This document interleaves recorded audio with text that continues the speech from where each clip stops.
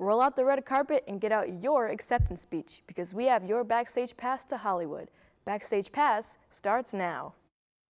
In 5, 4, 3, 2, Are you ready?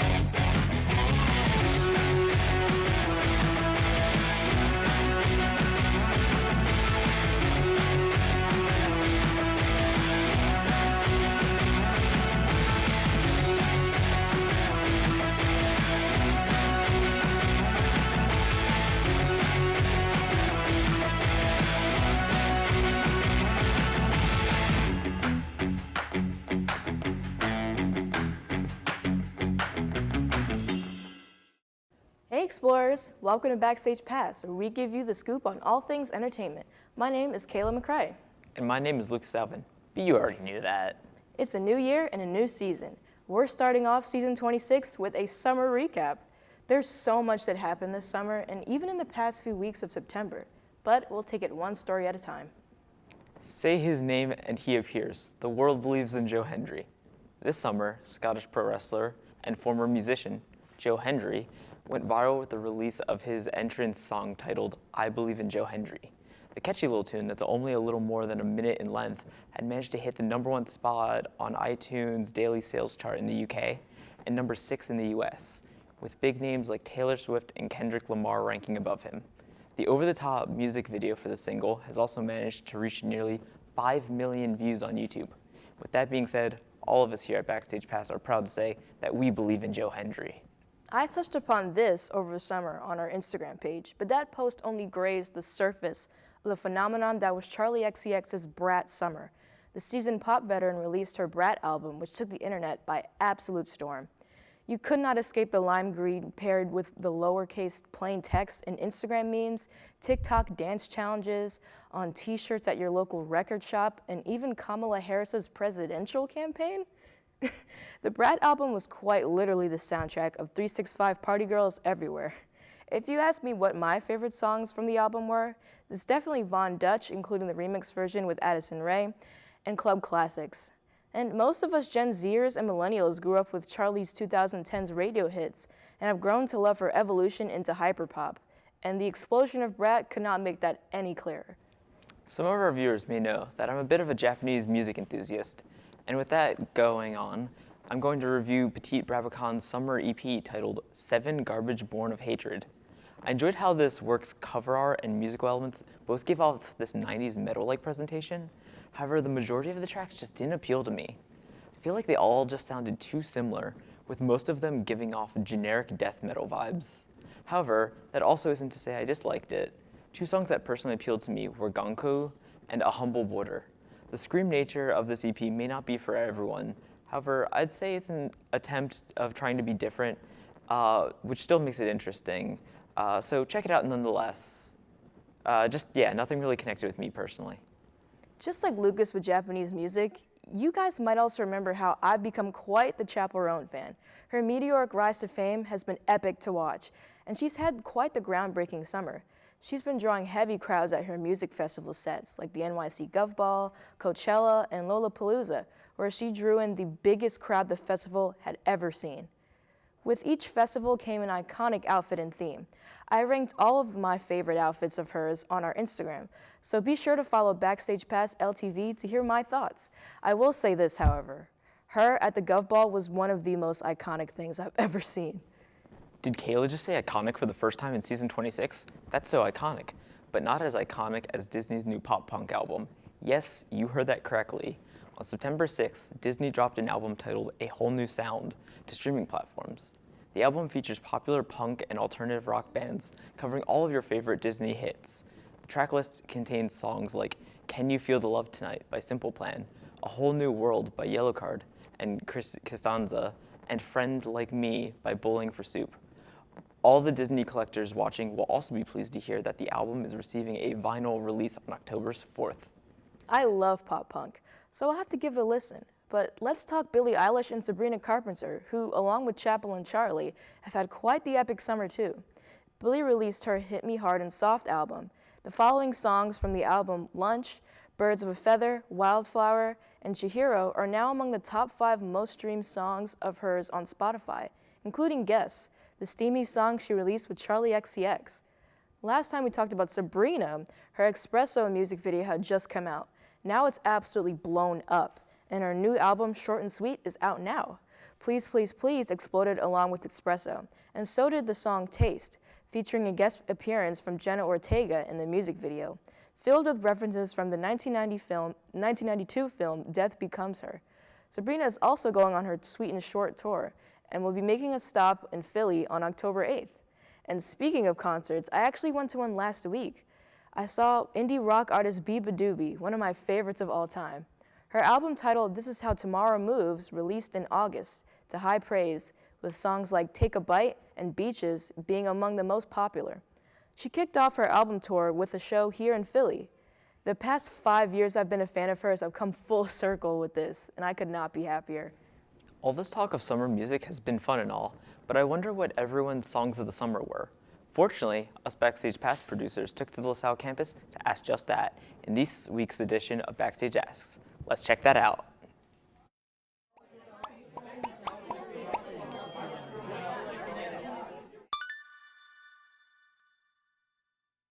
Hey everyone! Welcome to the first Backstage Asks of season 26. I'm Kayla McCrae, I'm Patrick O'Hara. Still Lucas Alvin. and we're asking the students of LaSalle what their summer jam was. What was their song of the summer? So, let's see what they have to say. Hi, what's your name? Kayla. Oh my god, my name is also Kayla. So what was your song of the summer? Supersonic by From S9. Hello, what's your name? My name is Michelle. What was your song of the summer? Probably Espresso by Sabrina Carpenter. Hello there and welcome to Backstage Asks. Can I get your name? To help with your Alzheimer's, my name is Gabby. What is your song of the summer? Look, Don't Touch It by Odatari, I think that's how you say his name, features Cade Clare. Both the slowed and reverb versions. Not the slowed and reverbed. Hi, what's your name? Hi, I'm Cheyenne. So I want to ask you what your summer jam was. The End by Games We Play. Hello, what's your name? My name's Wilkes. So, what was your favorite song of the summer? It's actually a whole album. I was listening to Boy Alone by Omale on repeat. By the way, are you the person in Newman that plays guitar? Oh, outed, that's me. Thank you. You make every trip to the bathroom very pleasant.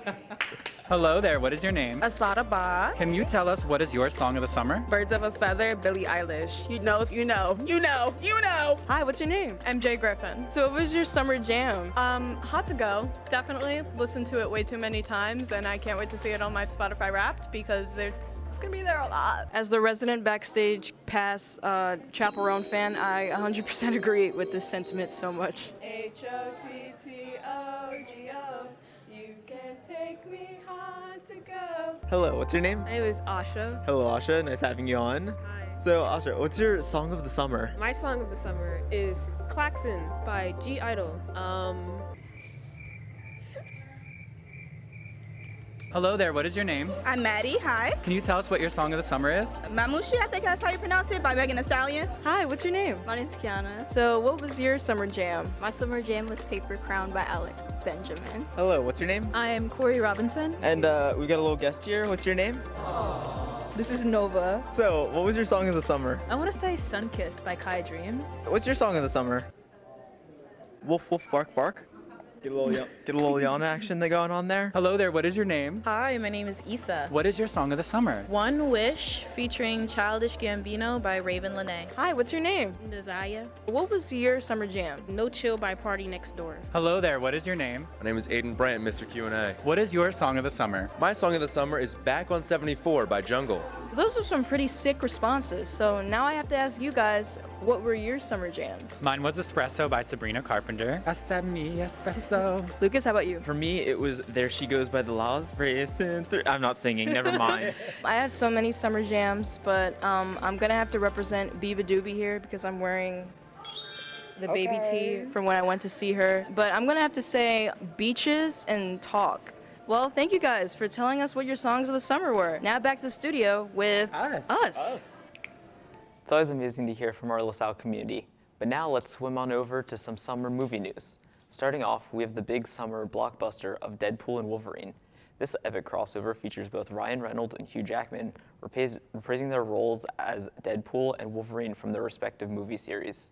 In a short amount of time, the film has already become the 22nd highest grossing film of all time and the highest rated R film of all time. The film was also noted for its foul language used, with people noting that it contained the F word 118 times. That being a new record in the Deadpool series, considering that the previous record had been only 90 F-bombs in Deadpool 2. Actress Zoe Kravitz made her directorial debut with Blink Twice. The psychological thriller stars Channing Tatum, Naomi Ackie, Christian Slater, Aaliyah Shawkat, and my fave, Gina Davis. The film focuses on a tech billionaire who takes a group of folks on a trip to his private island. But things aren't what they seem, and Frida, played by Naomi Ackie, questions her perception of reality, and strange and terrifying things begin to happen on the island. The film released on August 23rd and is still making rounds in theaters. Something that I saw in theaters this summer, though, is Alien Romulus, a new entry into the beloved Alien franchise. It focuses on a new group of young people, and trying to escape to planet Ivaga, the group gets stuck on an abandoned space station and encounter the Xenomorphs, a threat they've never seen before. Now, as an Alien fangirl, this film was a great addition to the universe. It made callbacks to the OG movies while still providing original ideas. And Kaylee Spaney was excellent, and I can see her being the new protagonist of this potential series. Fans of the Marvel Cinematic Universe, or MCU, were given some special announcements at the San Diego Comic-Con. First, it was announced that the Russo brothers would return to the film franchise to direct Avengers Doomsday, set to release May 1st, 2026, and Avengers Secret Wars, set to release May 7th, 2027. Then the brothers went on to discuss the Secret Wars comic books and how the character Doctor Doom was essential to the story. From there, they revealed that the actor playing Doctor Doom would be none other than Robert Downey Jr., who's making his return to the MCU. This is all exciting to see, but hey Kayla, what other films produced by Disney Company are coming out? Well, Lucas, several of them, with mixed opinions. Disney's D23 Expo has announced a huge lineup of future content, which were mostly just sequels, live-action remakes, or new seasons of shows, like live-action Lilo and Stitch, Frozen 3, or Toy Story 5. Elio, Win or Lose, and Hopper are the only truly original content that have been announced. A little disappointing. However, one of the biggest wins for Disney as of late was their success with Inside Out 2, which has become the highest grossing animated film of all time. So many people were touched by the film and say it was a perfect continuation to the first, which is kind of rare for a Disney sequel. Going off of the subject of Disney, the Minecraft movie was also announced with a teaser trailer with astounding backlash. Fans were expecting a fully animated film to match the original game's vibe more, but instead, it's a strange live-action animation hybrid, with Jack Black starring as the main character and skin in the game, Steve. The internet agreed that this casting choice could not have been more unfit. Hopefully the Minecraft movie will pull a Sonic the Hedgehog and fix some of their visuals, or else things may not look too good for them. I miss seeing our third Backstage Pass host and producer, Patrick O'Hara, on screen. It might just be because of the summer break or something like that. Fortunately, we have a segment of him analyzing TUS X trilogy. So with that, take it away, Patrick. Hello everyone, my name is Patrick O'Hara, your third host of Backstage Pass. There have been so many new movie releases this summer, including a large amount of sequels and long-awaited trilogy conclusions. Ty West X trilogy concluded this summer with its last entry, Maxine. The film followed the events of its predecessor, X, and the effects that the events had on the main character, Maxine Minx. As a fan of this trilogy, I wanted to give my review of Maxine and the entire trilogy as a whole, to see if they really had that X factor. Set in 1985 Los Angeles, Maxine pursues her dreams of becoming a Hollywood star. After years of adult entertainment, she believes she finally has her chance at a big break after being successfully casted as the lead actress in an upcoming horror film, The Puritan 2. Following this news, Los Angeles is rocked by a series of murders caused by a serial killer, nicknamed the Night Stalker. As the murders start taking out those closest to her, one by one, and her past comes back to haunt her in ways she had wished to forget, she quickly becomes distracted from the one thing she wants most, to become a star. Minx soon realizes she has to stop the distractions and deal with the issue herself. After all, she will not accept a life she does not deserve. I found this final installment to be a bit rushed, which is crazy to me considering the 2 previous movies were filmed simultaneously, while this one was filmed 2 years later and had more time to be put together.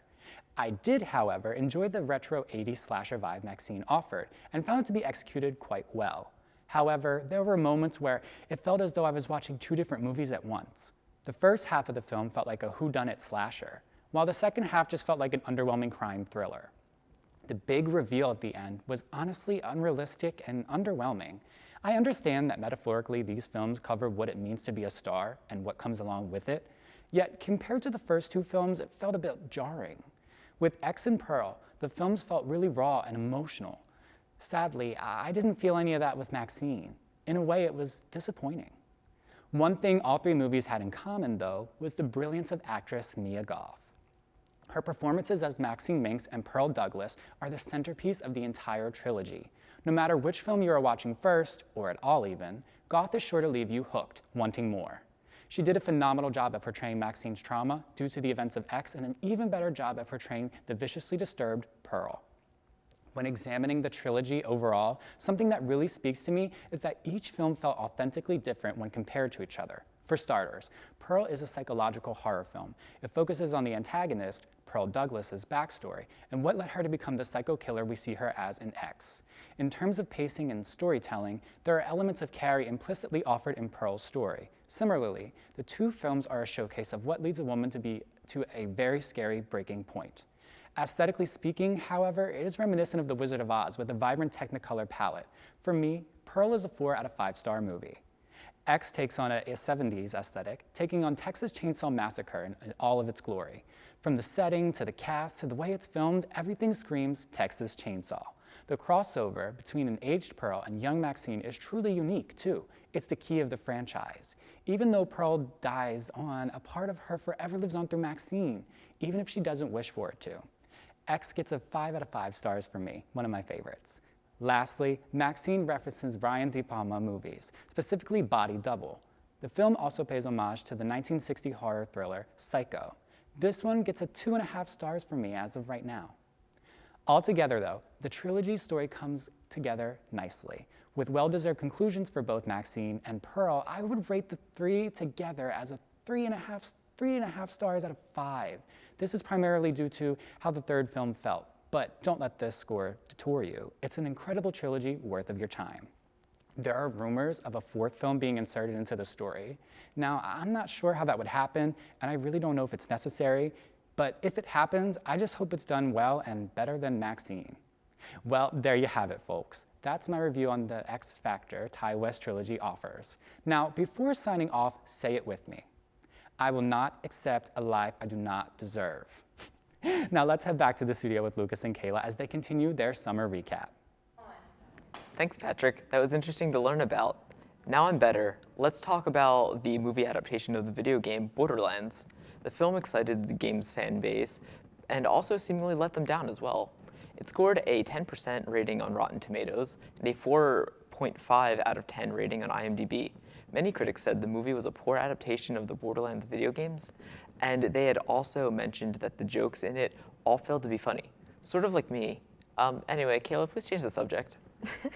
With the new season comes new segments. Maddie and Asada of the LaSalle Lit Lounge Club have some thoughts to share on the film they watched during their latest club meeting. On their new segment titled So Boom. Take it away, ladies. Hello, my name is Asada Ba. And my name is Maddie Green. And welcome to our segment, So Boom, where we retell stories and books the way we know how. Terribly. So we have this club called the Lit Lounge. Make sure to follow us or there will be consequences. Where we focus on book and media literacy. And the first movie we watched was the really, really bad rom-com, Anyone But You. Which is loosely based off of the Shakespeare play, Much Ado About Nothing. All right, here's how the movie basically went. So boom. We follow this klutz named Beatrice and this hunk named Ben on their first date. They immediately hit it off and they confess a lot of things to each other. Like the fact that Beatrice is on a break with her boyfriend, Jonathan. Which, by the way, shouldn't exist. Like, bro, just break up already. She also hates law school. Kind of relevant. Ben reveals that his mom is dead and that he's actually a lover boy. Aww. Well, after a really dumb misunderstanding, their attraction immediately sours. Beatrice is a heartbreaking vixen, and Ben is, as she calls him, an F-boy. Well, guess what? Beatrice's sister, Holly, and Ben's best friend, Claudia, are actually dating. And 2 years later, they're getting married in Australia, and they invite Ben and Bea to the wedding. It's messy. They're already arguing and fighting like they're ruining the wedding. At this point, Bea officially broke it up with Jonathan, finally, and secretly quit law school, so she's really going through it. Not only that, Ben's ex-girlfriend Margaret is also in Australia with her new fine-looking man. And to make matters worse, Bea's parents invite Jonathan to the wedding. By the way, did not ask Holly or Claudia, like, just brought them here, like, ew. So they contrive a plan a fake date. That way, Margaret wants Ben back, and Bea's parents can leave her alone. Yeah, we brought back bad rom-coms. Except they're so bad at fake dating, like no one believes it. But they really want to. But why is Ben and Bea low-key starting to catch feelings again? T? Yeah, to the point where Ben, who's bad at swimming, jumps into the water to save Bea after she falls off a yacht. How did we get here? We don't know. But they get saved by rescue patrol after a really deep combo in the water, and they have a very intimate night. Anyway, why Ben ghost her? Oh. And why Ben accidentally exposed the fact that Bea left law school? Oh. And why does this cause a big blow up that makes them drop the wedding cake? Why are they trying to ruin the wedding? I swear to God, if I ever invite someone to my wedding and they ruin it. If they ever make it about themselves and I, the bride, have to get involved, the crash out would be catastrophic. I'm blowing up Australia. But it's not a rom-com without the predictable ending. It's the day of the wedding, and Bea is so heartbroken after seeing Ben share a kiss with Margaret. She leaves to the people-watching spot she told Ben about. But he realizes that he doesn't want Margaret. He wants her! Shocked, said no one ever.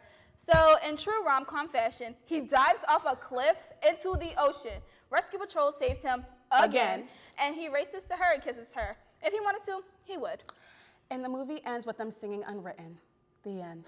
Feel the rain on your skin. No one else can feel it She's for Maddie. you. And if you want to hear more retellings of movies and books, stay tuned for So Boom. Feel the words on yours. Thank you, ladies. There was quite a lot of drama in Anything But You. Frankly, this summer had a fair share of its celeb drama too. So let's start off with JoJo Siwa. She released her single, Karma, back in April, and everything has gone downhill for her since then. From her making inappropriate gestures at Pride Fest with young children in the audience, to drinking heavily at Disney World for her 21st birthday, and claiming to have invented gay pop. On top of that, her new single, Guilty Pleasure, is kind of flopping. Some say she'd best get her act together. The loyal Backstage Pass fans will know that I have a deep love and appreciation for the legendary Japanese musician Yoshiki, which it made me sad to learn that in a recent press conference, he has announced that he will have to go through a third spine surgery on October 8th. When explaining the pain, he said, quote, "Right now I have a burning sensation in the fingertips of my left hand. It feels like I'm constantly holding ice in my hands. It's unbearable without painkillers. The doctor told me that I should have surgery next week, but I already have a lot of commitments. Specifically, there is no option of canceling the dinner shows, which start tomorrow. As fans not only from Japan, but all over the world will be attending, I hope to be able to put on the best show possible," end quote. His choices are both honorable and questionable, but nonetheless, all of us here at Backstage Pass wish Yoshiki a very successful surgery. Ice Spice has also released a new album titled Y2K to an astounding lukewarm response. This has been a rough year for Ice Spice. She's experienced record Spotify listener lows and burned bridges with former best friends and fellow artists Baby Storm and Cleo Trappa with her mean girl behavior. And perhaps the most detrimental thing an artist can do, getting on bad terms with the Barbs, Nicki Minaj's fandom. Katy Perry also caught some heat for her singles Woman's World and her substanceless and insincere girl power song that belongs in the mid-2010s, according to some critics online. Not to mention that she received the aid of music producer Dr. Luke, who has been accused of abusing his female artists. It's totally ironic. Flipping over to the wholesome side of celeb drama, let's talk about the trading card game Yu-Gi-Oh! And the buzz that it created on August 29th. The Yu-Gi-Oh! Master Duel Tournament was live-streamed. The promotion for this event was hyping a mysterious masked character with a distorted voice that would be unveiled at the end of the stream. When the time came, the person under the mask was none other than former One Direction member Zayn Malik, who went on to talk about how he had been a fan of the card game since he was very young, and even went on to show his card collection. Everything about this moment was just so sweet, and you love to see it. So Kayla, it's been quite a summer. So entertainment side, how was your summer? It was so busy. I feel like I was doing so much. I was like interning and volunteering. I was hanging out with my friends. I threw a summerween party also. Oh. Yeah, it was at this gaming cafe. Do you know Thirsty Dice? I've heard the name, yeah. Okay, yeah. So that's where I had it at, and it was really fun. We dressed up in costumes and all that. And like, I always wanted to do something for Summerween. Well, you know what Summerween is, right? No, could you elaborate? Yeah, so Summerween, it's in reference to one of my favorite shows of all time, Gravity Falls. Ah, right. So yeah, there was that Summerween episode. Yeah. So I was like, let me do this. I kind of wanted to have an excuse to dress up and be spooky in the middle of summer. Awesome. Yeah, my summer was a little less eventful. I worked, I slept, got to catch up on games and movies, which it's been a while. Yeah. Finally got to watch Kiki's Delivery Service, Oh my which has been on the God. list for years. Wait, that's so awesome. I'm trying to think. In terms of games, I played some Xenoblade Chronicles, which I've been meaning to play forever now. Fortunately, didn't beat it, so I probably won't get around to beating it for another year. I think it's like about 100 hours minimum into the game. Oh, wow. But it's a lot. Yeah, I get that. I'm kind of jealous of you, though, because I feel like it's because I was so busy, I didn't get a chance to watch as many movies as I normally have. I think the most movies I saw were in like August, but that was like almost like the tail end. So yeah, it felt a little bit more like busy, but it was still very fulfilling. Yeah, something at least. Yeah. Now that was a heck of a summer recap. If you want to see more, there's a special place you can connect with us. Social media. Get out your phone and follow us on these various platforms seen on your screen. Give us a follow, leave a comment, and let us know if you have any suggestions. Plus, you can check out this week's segment of Backstage Asks on our Instagram, so make sure you're following us. Thank you all for an incredible show. I'm Lucas Alvin. And I'm Kayla McCrae. And we'll see you next time on Backstage Pass.